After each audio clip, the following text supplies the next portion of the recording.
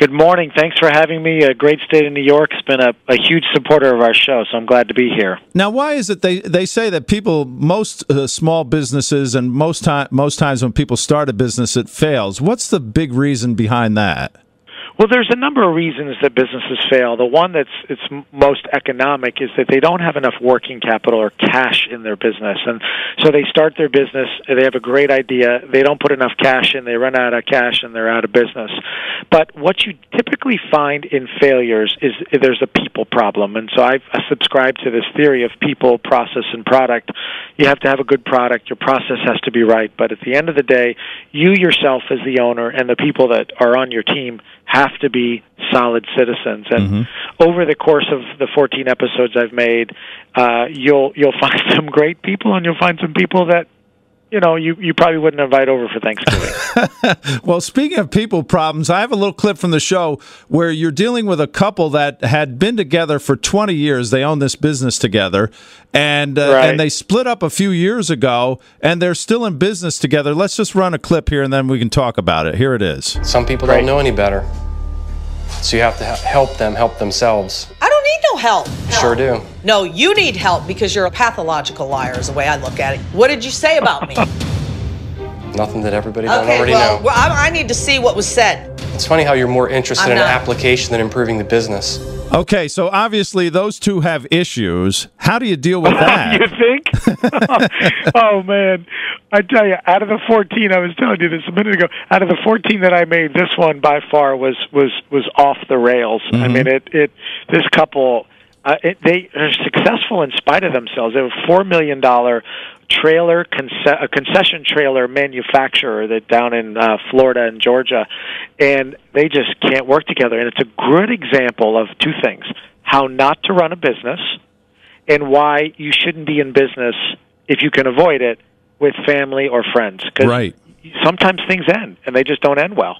And so my advice to people is don't borrow money from friends and family to put in your business, and if you can avoid it, don't work with them. Yeah, it typically doesn't work out. It's got to be very tough. So once again, now you're putting your own money into these businesses, and you do take a piece of the pie, don't you?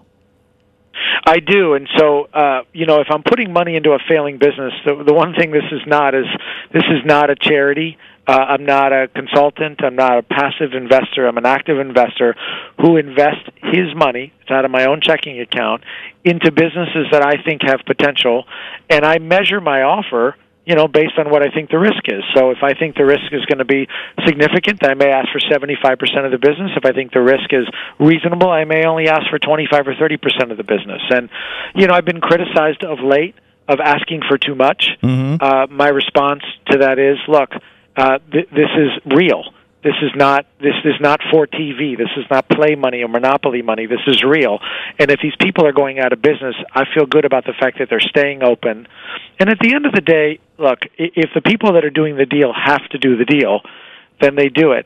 But this isn't Shark Tank. It's an opportunity to really help these people get on their feet.